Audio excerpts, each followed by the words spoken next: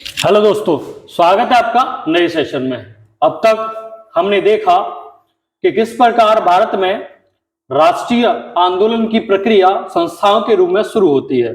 1857 के विद्रोह के समय से ही भारत में संस्थाओं का निर्माण शुरू हो गया था और यह संस्थाएं मुख्यतः उदारवादी संस्थाएं थी जो अंग्रेजों से अपने हक के लिए, अपने अधिकारों के लिए अहिंसात्मक रूप से क्या कर रही थी, प्रयास कर रही थी।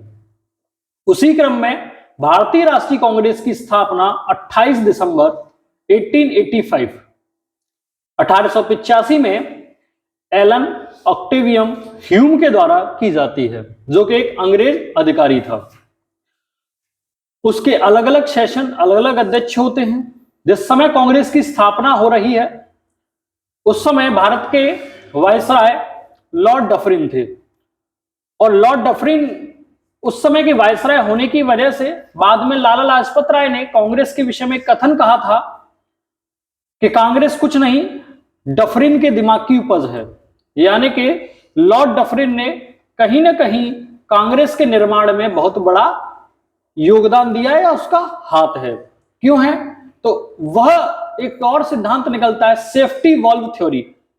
सेफ्टी वॉल्व थ्योरी कांग्रेस अंग्रेजों के खिलाफ होने वाले विद्रोह के लिए सेफ्टी वॉल्व का काम करेगी।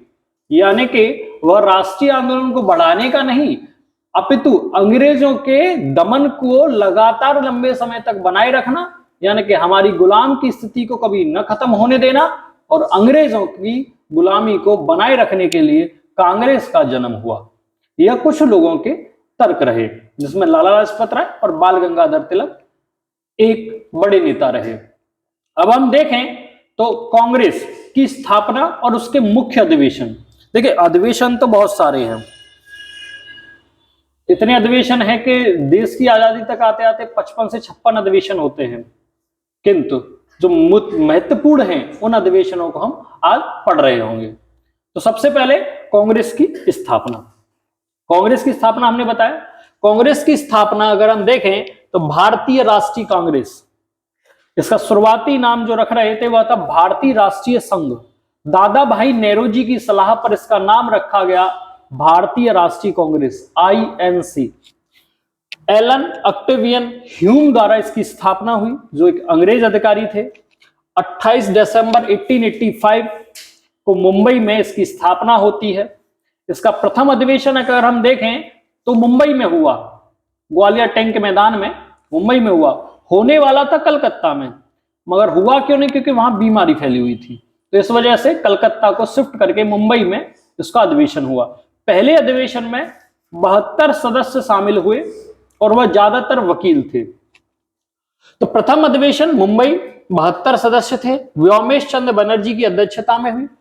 जिस समय कांग्रेस की स्थापना हो रही है उस समय भारत के वायसराय लॉर्ड डफरिन है और इसी अगर हम देखें इसी कांग्रेस में अगले वर्ष 1886 में इंडियन एसोसिएशन जो का एक संघ नेशनल कॉन्फ्रेंस का विलय INC में होता है।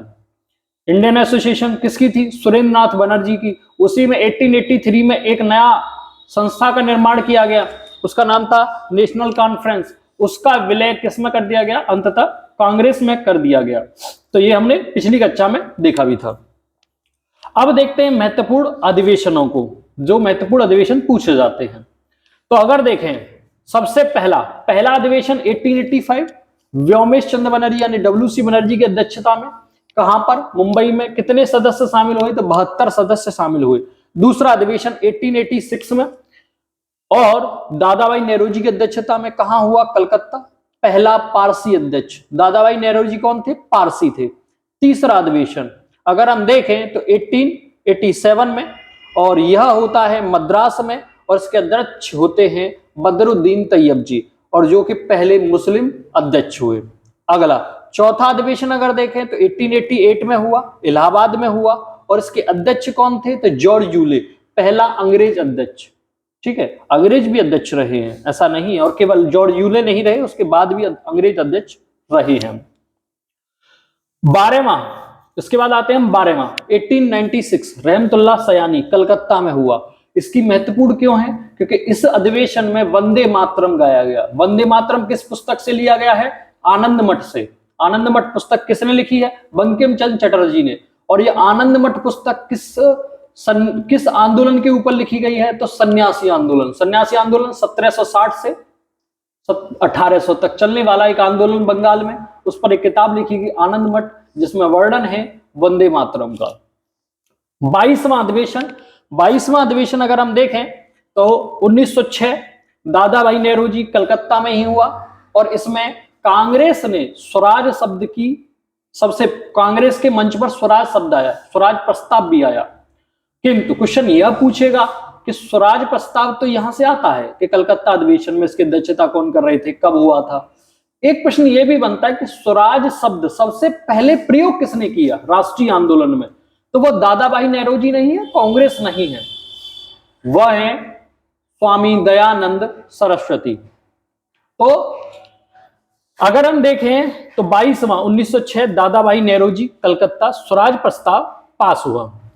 23वां देखें तो 1907 में रास बिहारी घोष और सूरत में हुआ, कांग्रेस का विभाजन हो गया। ठीक है, 23वां 1907 रास बिहारी घोष, सूरत, कांग्रेस का विभाजन हो गया।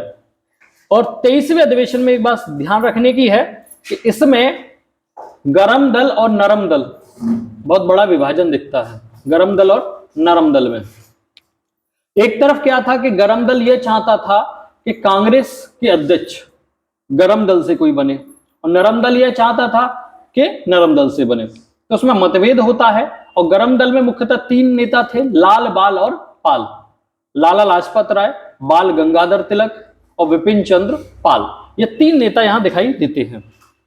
और इस अधिवेशन की अध्यक्षता रास बिहारी घोष कर रहे हैं।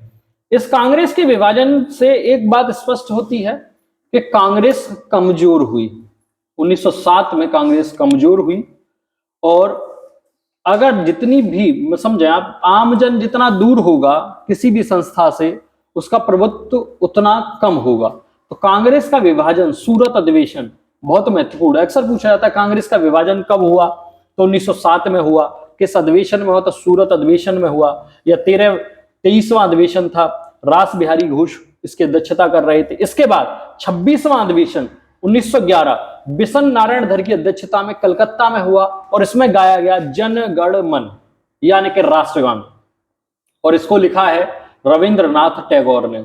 रविंद्रनाथ टैगोर ने आमार सोनार बांग्ला भी लिखा, जो कि बांग्लादेश का राष्ट्रगान है। तो याद रखिएगा।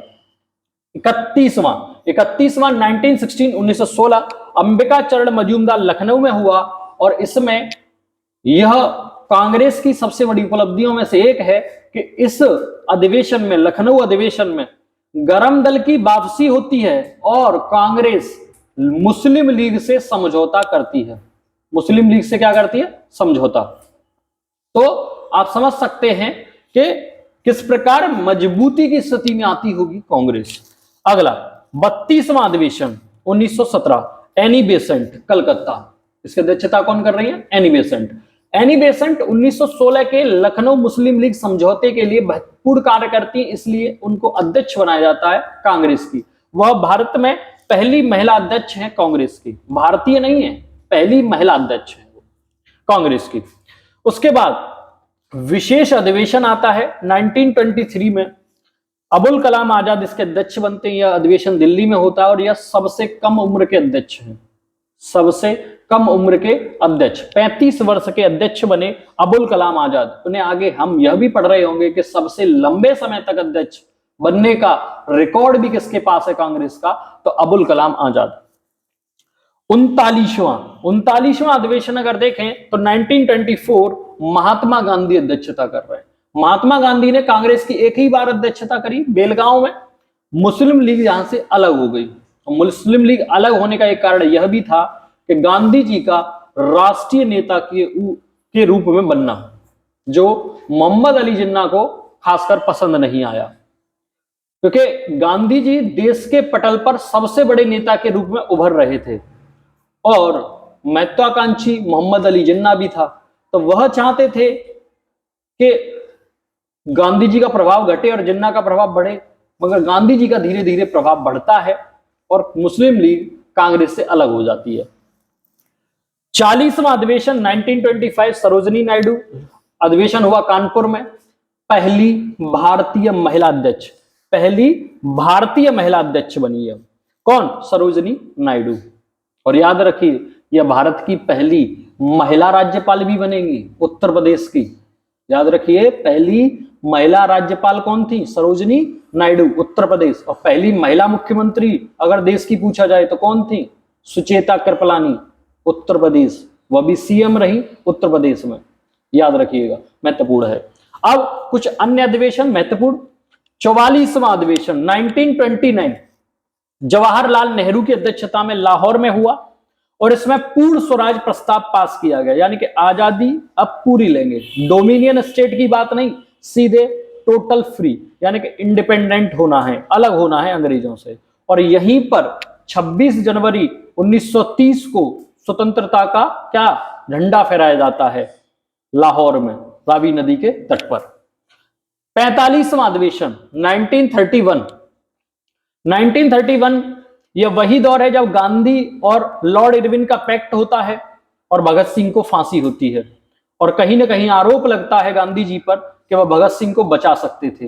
कराची में हो रहा था अधिवेशन, गांधी जी वहां गए और गांधी जी को काले झंडे दिखाए गए। क्या दिखाए गए? काले झंडे। तब गांधी ने क्या कहा था? गांधी ने कहा था कि गांधी मर सकता है मगर गांधीवाद नहीं मर सकता। यह कराची अधिवेशन 1931 में हुआ जिसकी अध्यक्षता सरदार वल्लभ भाई पटेल कर रहे थे। 52वां 1939 51 और 52वां दोनों की अध्यक्षता सुभाष चंद्र बोस कर रहे थे।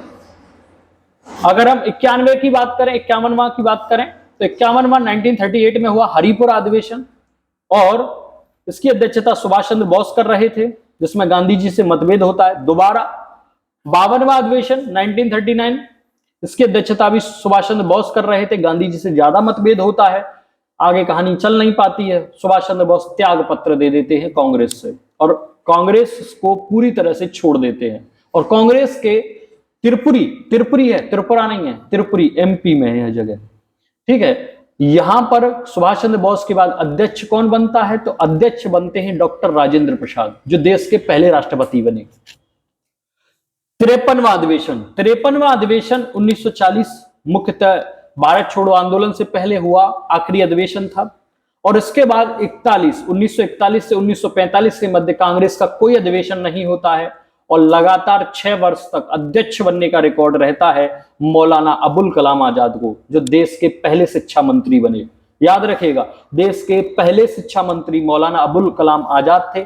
सबसे कम उम्र के कांग्रेस अध्यक्ष, सबसे लंबे समय तक कांग्रेस के अध्यक्ष मौलाना अबुल कलाम आजाद रहते हैं। दूसरा, अगर हम देखें तो जिस समय हमारा देश आजाद हो रहा था उस समय कांग्रेस की अध्यक्षता मिस्टर जेपी कृपलानी कर रहे थे। तो देश की आजादी के समय भारत के में कांग्रेस के अध्यक्ष जो थे वो थे जेपी कृपलानी।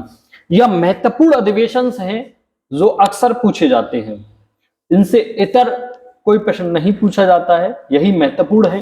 एक बार अच्छे से इनको तैयार करिए, इसी से प्रश्न आएगा, इससे प्रश्न बाहर नहीं जाएगा। स्क्रीनशॉट ले सकते हैं।